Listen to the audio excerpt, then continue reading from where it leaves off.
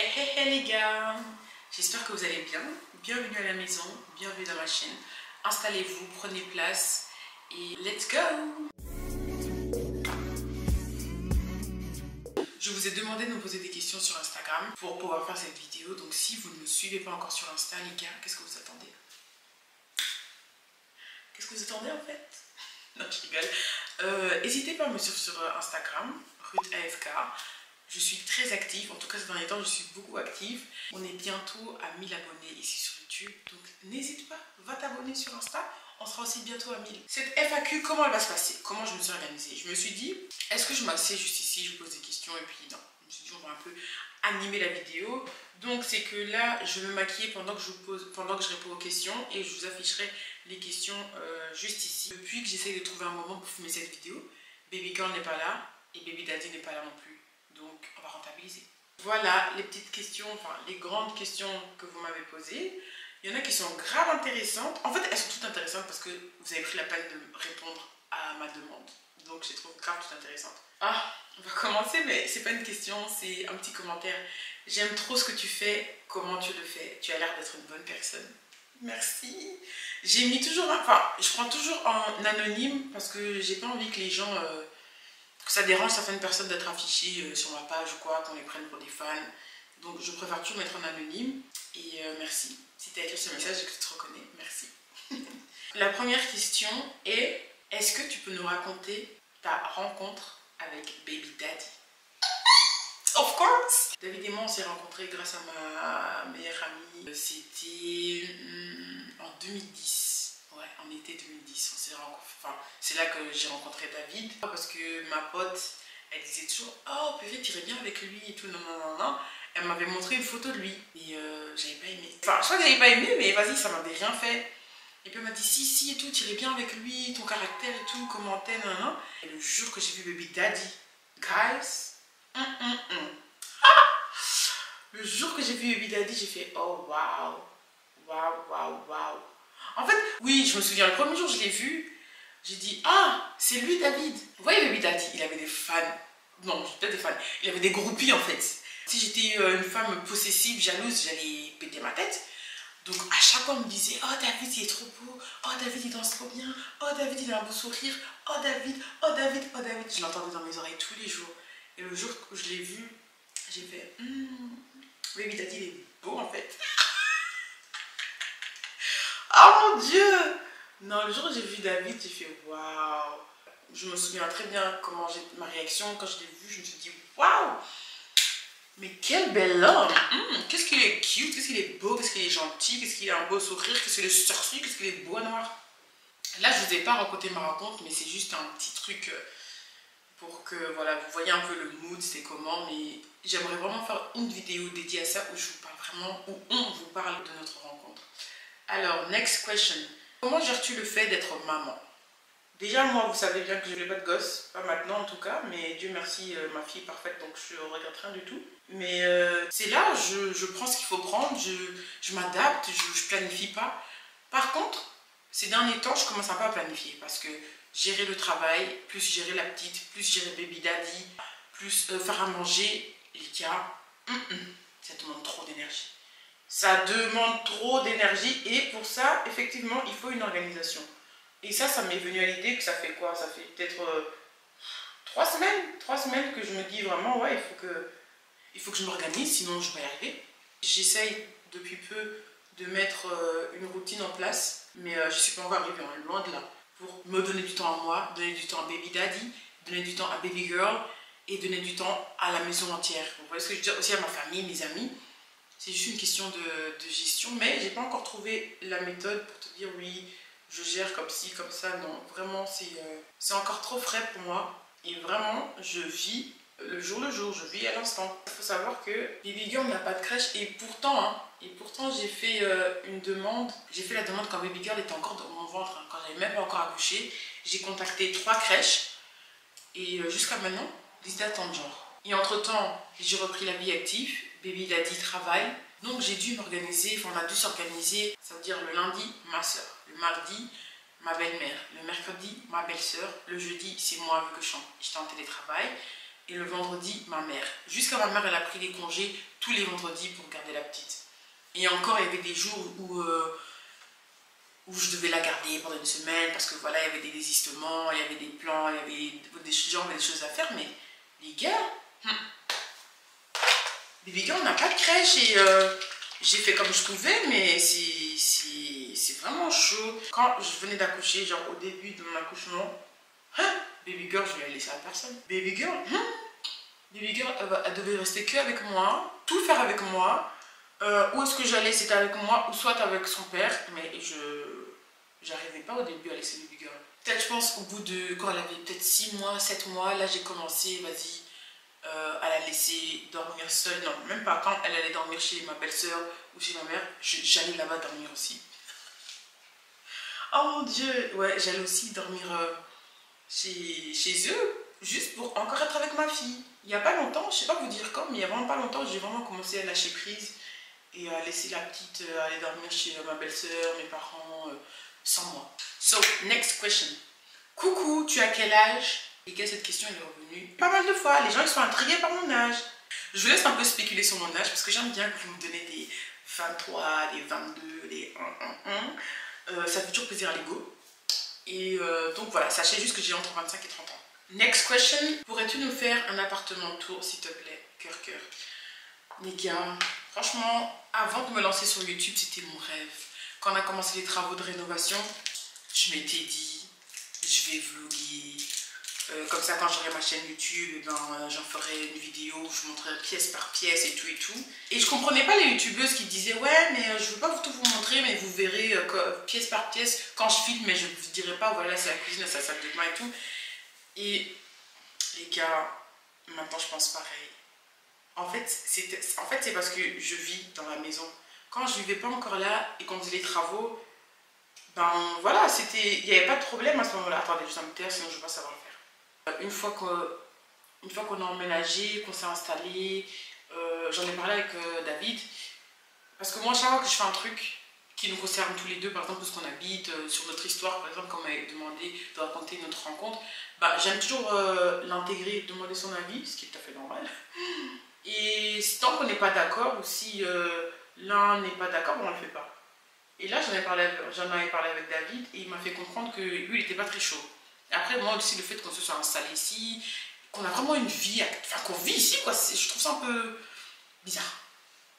Je trouve que ça fait un peu genre trop voyeurisme comme ça, tu vois. En mode, je me dis, ouais, quand je prends ma douche, maintenant les gens ils savent, ouais. Enfin, je sais pas. Peut-être que je suis la seule à me dire ça, mais non, bizarre. Donc, peut-être quand on va déménager, ou qu'on va. Ouais, peut-être quand on déménagera, ben là je ferai un room de l'appartement, vu qu'il n'y habitera plus. Mais pour l'instant, je suis vraiment désolée, mais il n'y aura pas de room tour. Sorry. Et voilà, mais je vous montrerai toujours, hein. Par exemple là, comme je vous ai dit, on est en plein travaux, il y a encore des petites rénovations à faire, installer les lustres, les portes ça on a fait, la cuisine, la crédence, mettre des étagères, la salle de bain, mettre une armoire et tout, enfin des trucs sur mesure. Ça je vous montrerai, mais vraiment genre faire un retour en mode voilà les gars, ici c'est la porte d'entrée et tout. Non, je suis plus dans ça. Next question, penses-tu déménager un jour? Bien sûr, c'est dans nos projets, même si j'aimerais bien qu'on enjoy encore un peu ici, vu que ça fait pas longtemps qu'on habite ici. Dans les travaux, on finit, vraiment les grosses œuvres, on finit il y a 2 ans. Et ouais, ce serait vraiment bien de pouvoir encore un peu enjoy. Et après, bah, si Dieu fait grâce et qu'on trouve ce qui nous convient, partir.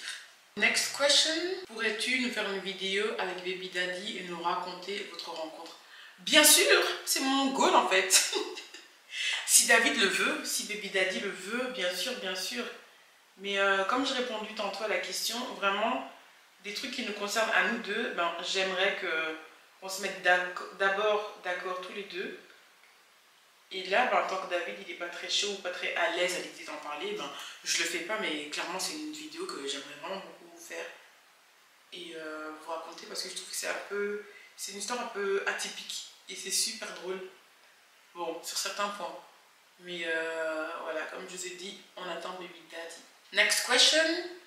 Est-ce que tes parents savent que tu as une chaîne YouTube? Qu'en pensent-ils? Les gars, j'ai les parents les plus cool du monde entier. Mes parents, Lydia, Jonas, ils sont géniaux. Mes parents, ils sont trop chill en fait. Ils sont trop chill. Pourtant, en fait, c'est bizarre. Ils ont la mentalité du bled, parce que voilà, ils ont grandi là-bas. Mais quand c'est des trucs de soutenir, d'être là pour leurs enfants, c'est un peu européen. Vous voyez ce que je veux dire? En mode, ils sont vraiment là, ils soutiennent leurs gosses, ils encouragent et tout. Et mes parents, quand je vais chez eux, quand je vais les voir, j'ai vu, ils sont en train de regarder ma vidéo YouTube sur ma demande en mariage. Oh mon Dieu! Et ils n'avaient jamais vu comment ça s'était passé et tout, parce qu'ils savaient que David va avoir maintenant à New York, etc. Il a fait la demande, mais ils n'avaient jamais vu. Et là, quand je suis arrivée, je les ai vus et tout. Ma mère que dire des waouh! Ah! Loulou! Ceux qui savent, ils savent. Et mon père, ben non, ils sont grave encourageants. Ma mère, voilà, fond dedans. Ben, les gars, c'est ma mère qui m'a offert mon appareil.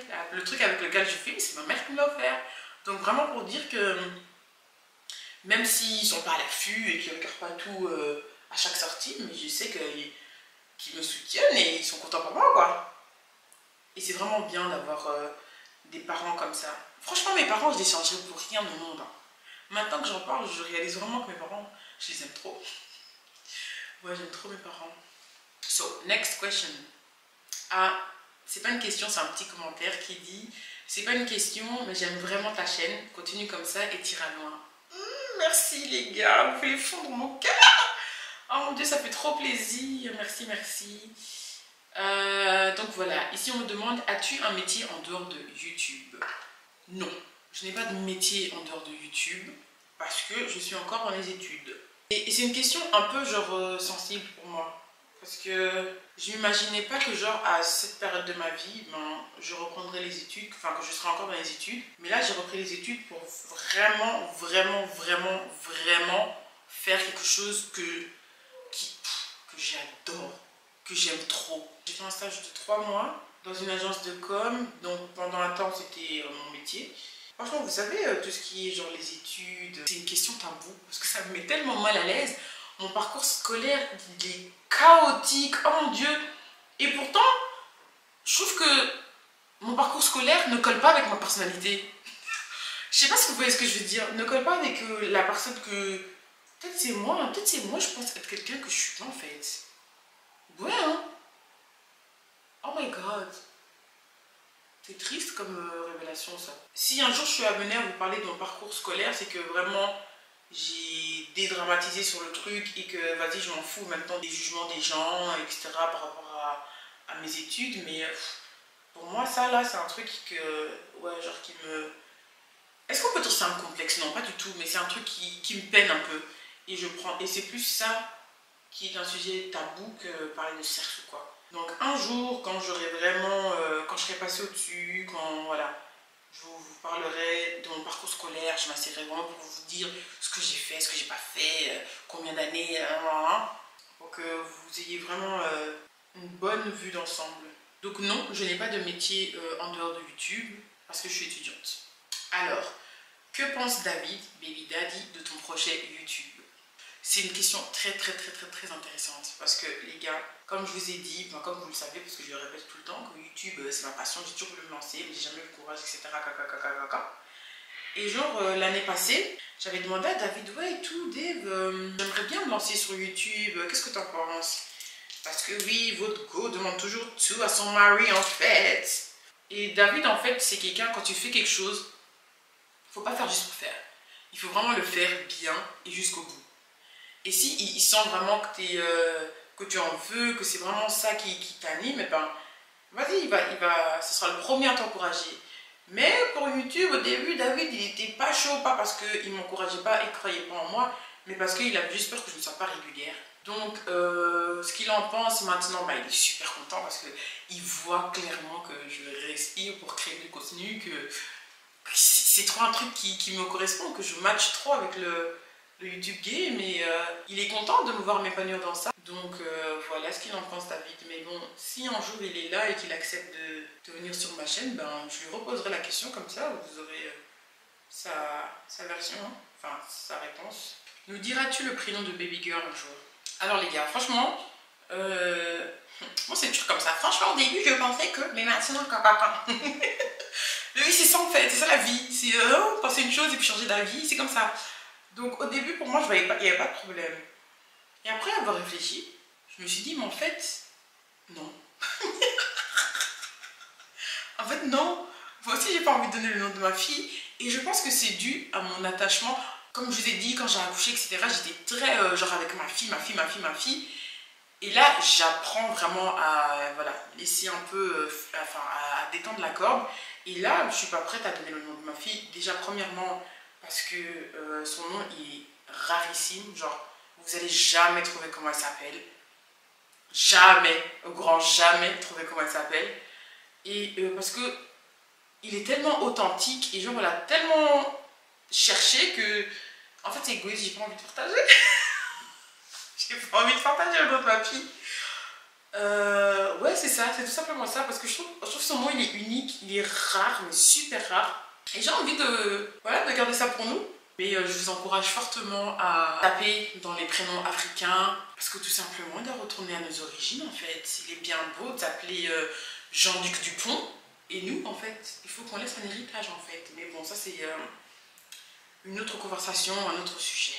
Ensuite, combien d'enfants veux-tu? Guys, encore une fois, avant je pensais que, avant je voulais que, avant moi je voulais genre 4 gosses. Et puis, j'ai réfléchi, je me suis dit, ben, j'ai grandi avec mes sœurs et on était 3. Et c'était très bien, c'était vraiment très bien. Donc, je me suis dit 3 gosses. Mais David, lui, il veut 4. Et comme je vous ai dit, nous, tant qu'on n'est pas d'accord, on n'arrête pas la conversation. Nous en avons discuté. Et finalement, on s'est dit 2, mais 3. Donc, on est entre 2 ou 3. Parce que la vie est devenue chère en fait. Il est hors de question qu'on répète l'histoire de nos parents. Bien que ce n'est pas un jugement que je fais parce que voilà, ils ont fait ce qu'ils ont pu, l'Afrique, machin, tout ça. Voilà. Ils n'avaient pas tant d'éducation sexuelle.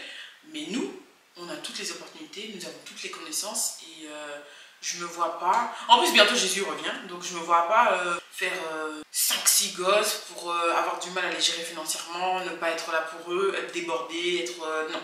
Moi, je veux vraiment donner du temps à mes gosses, donner du temps à mes enfants, les chérir, leur faire sentir qu'ils sont importants et pas abandonnés parce que j'ai eu 5 autres avant et puis non. Moi, je sais personnellement que je ne pourrais pas gérer ce nombre d'enfants, mais les femmes qui en ont 6, 7, 8 et qui gèrent, que Dieu vous bénisse. Est-ce que tu as TikTok? Oui les gars, j'ai TikTok. Oui. En fait, sur tous mes réseaux, mon blog c'est ruth.afk. TikTok, Insta et YouTube. Donc, allez-y me follow sur TikTok également. Et voilà, qu'on s'amuse un peu avec nos contenus. Les gars, vous savez même pas tout le contenu que j'ai en stock. Vous ne savez, moi j'ai du contenu de 2020, 2022. Et c'est des contenus de qualité. Hein. On dirait même pas que j'ai filmé ça il y a 2-3 ans. Donc sur TikTok, je jette tous mes contenus que j'ai jamais eu le courage ou le temps de poster. Et voilà quoi. Donc suivez-moi sur TikTok, Ruth AFK. Merci. Oh mon dieu, j'ai une voisine qui est folle. Tous les jours de sa vie, elle crie. Je sais pas si vous allez l'entendre, mais dès le premier jour qu'on a emménagé ici, elle criait. On aurait dû se rendre compte qu'il y a un truc qui allait pas, mais bon. Next question. Une trend que je trouve genre trop utilisée ou que je déteste, franchement les gars. Je suis pas dans les trends. Je consomme pas les trends en fait. Moi je consomme ce que j'aime bien. Parce que moi il y a une trend genre qui peut être passée il y a 10 ans, mais parce que j'aime bien et je vais le refaire. Mais je suis vraiment pas dans les trends. La question suivante c'est: Is motherhood what you expect? Je ne m'attendais à rien. Tout ce que je m'attendais c'est avoir vraiment un amour inconditionnel pour mon enfant et c'est le cas. Et ça m'arrive de me demander qui est-ce que j'aime le plus entre David et Baby Girl. Mais en fait, l'amour que j'ai pour ma fille et l'amour que j'ai pour David, c'est même intensité, mais différent. Donc il n'y a pas moyen de comparer. Il n'y a vraiment pas moyen de comparer, de dire oui, caca. Mais si c'est ce que je m'attendais de la vie de mère, mais absolument. Et le vivre, c'est encore. C'est une dinguerie. C'est extraordinaire. Je pense hein, le processus durant ma grossesse que j'ai pas voulu me mélanger à d'autres mères pour avoir plein d'avis. Oui, tu vas t'attendre à ci, tu vas ça. En fait, je pense que j'ai vécu ma grossesse tellement sereinement. Je l'ai accueilli les bras grands ouverts comme ça. J'ai dit, ok, I'm a mother, I'm pregnant.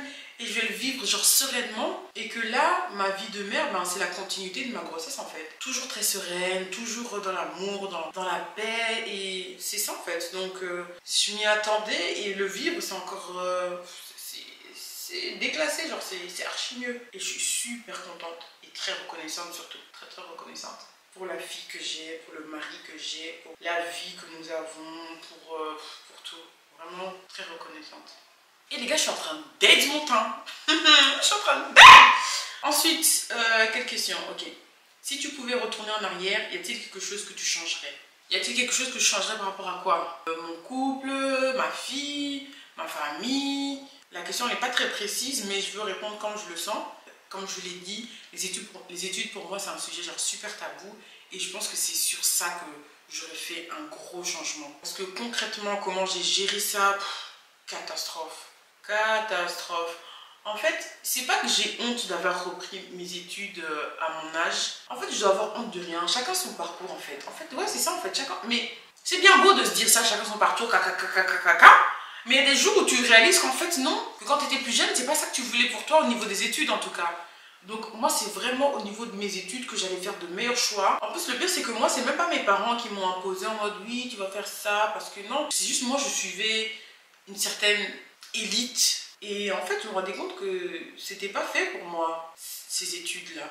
Et ça m'a fait perdre tellement du temps et tellement confiance en moi. Vous savez c'est quoi douter de son intelligence? C'est la pire chose qui peut t'arriver. Hein. Douter de ses capacités, douter de son intelligence. Ça, les études, ils m'ont fait faire ça. Mais maintenant, ça commence à aller mieux. Purée, mais incroyable, incroyable. Ouais, donc ce que je disais, c'est que j'aurais voulu recommencer au niveau de mes études, faire de meilleurs choix au bon moment. M'écouter, vraiment m'écouter, prendre le temps, ne pas être en rush en mode oui mais j'ai fini les études donc je dois... Non, en fait il n'y a rien dans la vie qui presse, Anne Zambé. Ne pas écouter les gens, les moqueries en mode oh mais t'es encore là et t'as cet âge, oh mais qu'est-ce que tu fous hein?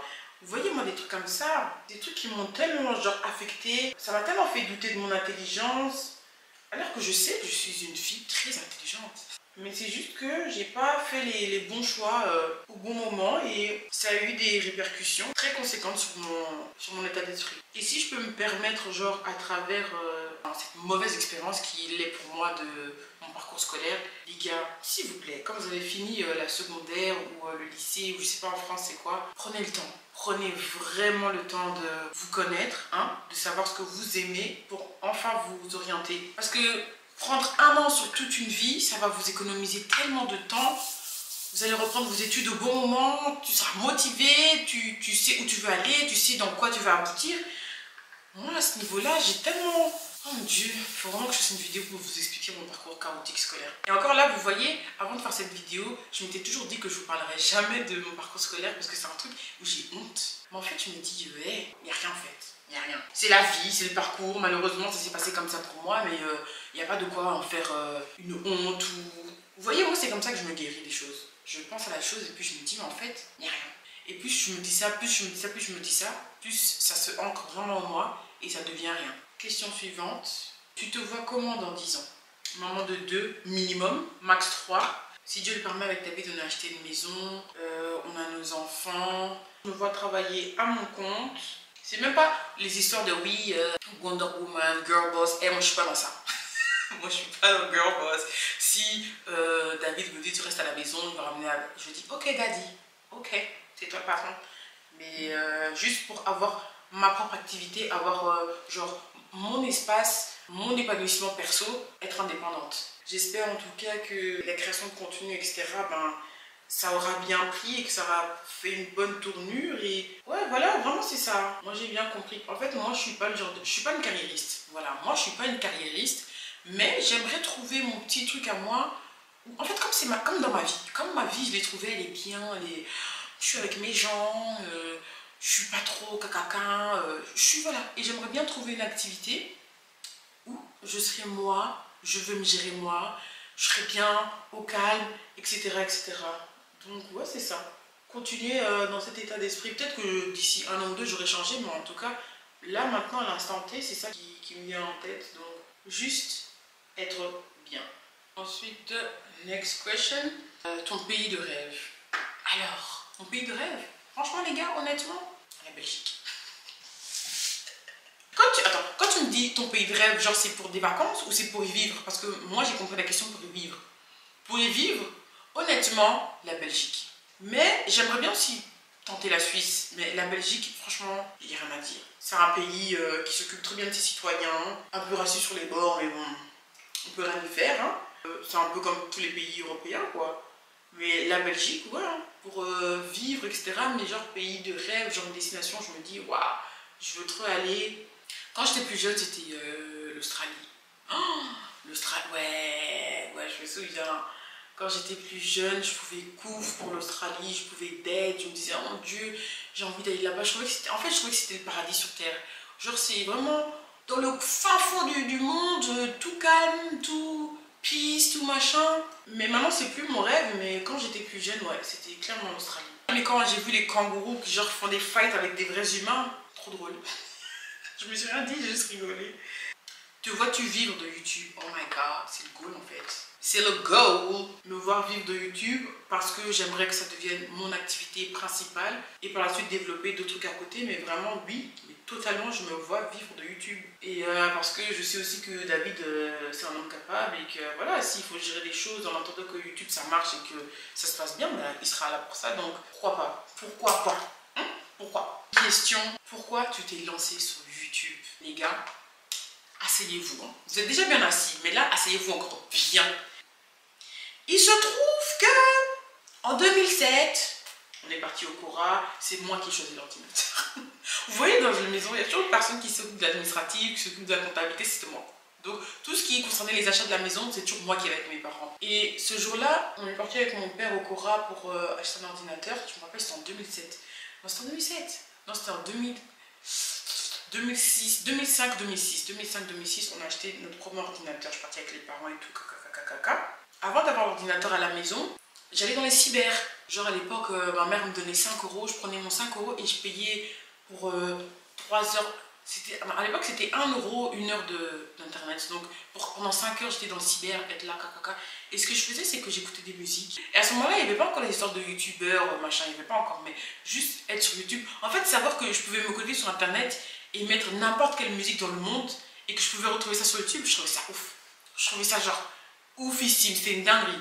Donc voilà, ça s'est passé comme ça. Ensuite, il y a eu le truc de oui, les youtubeurs qui utilisent leur webcam pour se filmer, raconter leur vie, etc.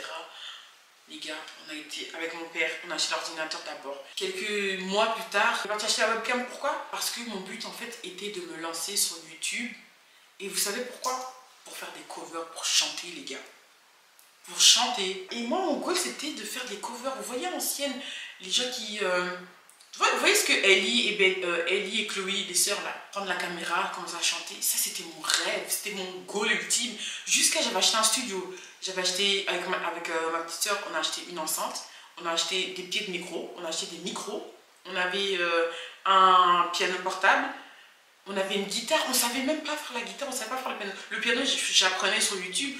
YouTube, c'est toute ma vie.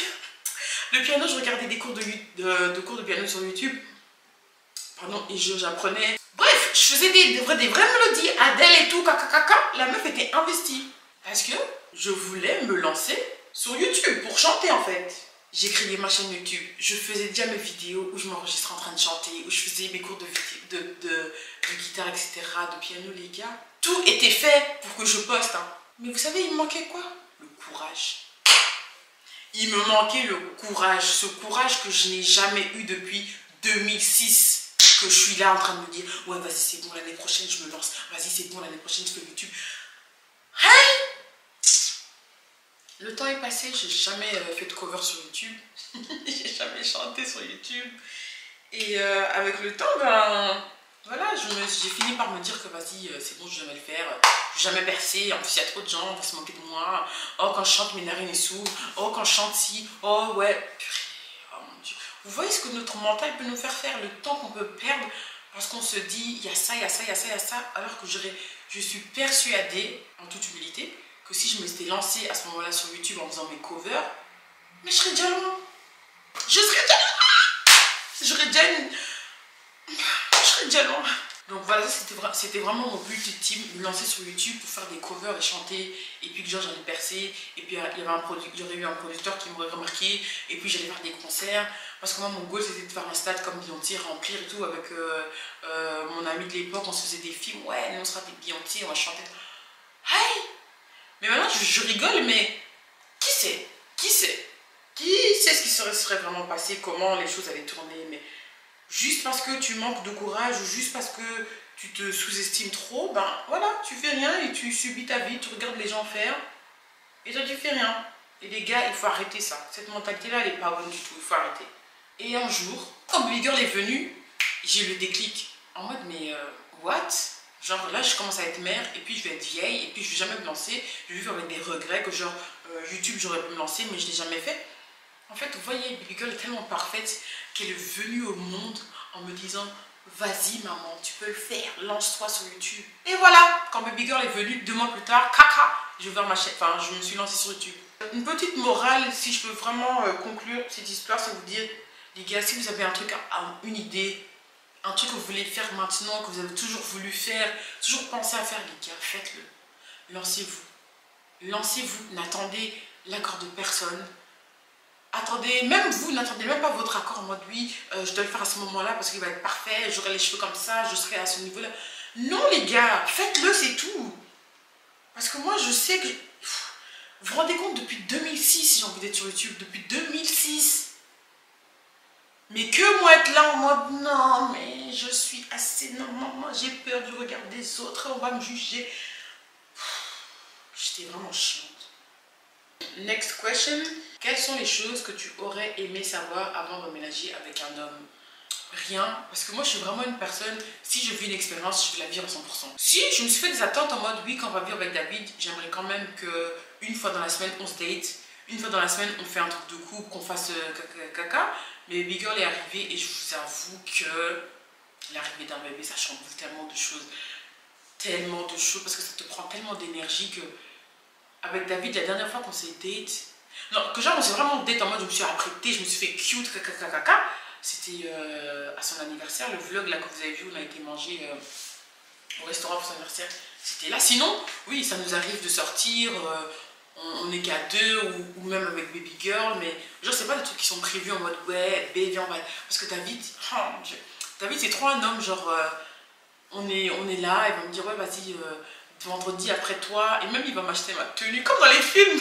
Je vous jure les gars, ouais après toi on se dit on sort, vous voyez des trucs comme ça. Et moi je voulais garder ça dans notre relation quand on allait vivre ensemble. Mais est-ce que c'est une attente? Oui, ça fait quand même partie des attentes, donc ouais pour moi. Mais franchement le vivre en couple c'est vraiment c'est une autre dimension, il faut vraiment le vivre. C'est comme la péridurale, il faut le vivre pour comprendre. Parce que je peux vous dire oui l'homme est comme ci, comme ça, caca. Il faut vivre, il faut expérimenter ton homme dans ce genre de cadre pour te dire ouais en vérité c'est comme ça le mariage. Est-ce que tu as les nerfs assez solides pour supporter certaines choses, pour accepter certaines choses? Si je peux vous dire mes attentes, c'est vraiment par rapport à ça, le fait de vraiment garder garder une intimité, garder un peu ce... vous voyez? Et ça j'en ferai une vidéo avec David pour en parler, pour aussi avoir son point de vue, mais... les choses que j'aurais aimé savoir avant de m'installer avec David, c'est... même si en habitant ensemble, j'ai appris encore plein de choses, mais j'avais pas d'a priori, j'avais pas d'attente par rapport à David. En fait, moi, je vis dans un monde de bisounours par rapport à David. Je me disais, quand on va s'installer ensemble, ben, on sera heureux. C'est tout simplement ça. Et aussi, je pense, je suis une personne comme ça parce que dans ma famille, on n'est pas les genres... on n'est pas une famille en mode très nombreux... on va se voir avec tous les cousins, tous les noms. Nous, on n'est pas dans ça. Nous, c'est vraiment, quand on fait des barbecues, c'est genre chez mes parents, avec mes frères et sœurs. Et puis, il y a Josiane, Myriam, vraiment les gens super proches. Mais on n'est pas cousins, cousines, caca. Et je pense que aussi, parfois, cette mentalité-là de oui, il faut, quand tu vas t'installer avec un homme, il faut attendre ça. Je pense que c'est beaucoup les tantes qui ramènent ça auprès des jeunes filles, ou bien même les mamans, mais moi je dirais c'est plus les tantes qui disent oui, quand tu vas te marier, il faut être comme ça avec un homme, il faut s'attendre à ça, caca. Et comme j'ai pas été éduquée ou élevée dans cette atmosphère-là de les tantes qui viennent chez toi pour te dire oui, est-ce que tu es encore vierge, est-ce que tu as fait ça avec quelqu'un, j'ai vraiment pas été élevée dans ça. Nous on a juste été élevés tout simplement, on a juste vécu notre vie. Ouais non, hein, j'avais pas trop d'attentes et je pense, mon analyse personnelle, que c'est dû à ça. Le fait que j'ai pas à fréquenter ou côtoyer des tantes qui viennent mettre leur grain de sel pour te mettre dans la tête que oui, une femme doit faire comme ci, comme ça. Parce que déjà de base, je suis une personne, genre, je suis très ouverte, hein, genre vraiment très sociable, mais j'aime pas parler de moi. C'est très drôle parce que là, je suis sur YouTube et je fais que parler de moi en fait. Oh mon Dieu! Mais vous verrez, de toute façon, au fur et à mesure, on va apprendre à se connaître, vous allez savoir comment je suis, comment je pense, mais je parle très rarement de moi. En fait, voilà, dans ma relation avec David, on s'est connus genre super tôt. Et en fait, moi, j'ai toujours vécu ma relation avec David en mode j'apprends par moi-même. J'ai jamais, genre, fait à ma mère me dire oui, maman, est-ce qu'on va faire ça dans un couple? Non, je vis l'expérience moi-même et c'est une chose que David me reproche en mode il faut demander, il faut. Oui, c'est vrai, il a raison, mais moi j'ai toujours vécu comme ça et je trouve que ça m'a pas toujours réussi, c'est vrai, mais on apprend. Et je trouve que c'est une méthode qui me convient parce que moi j'aime pas, comme je vous ai dit avec ma grossesse, j'aime pas qu'on vienne chanter dans mes oreilles, il faut faire ci, il faut faire ça, non.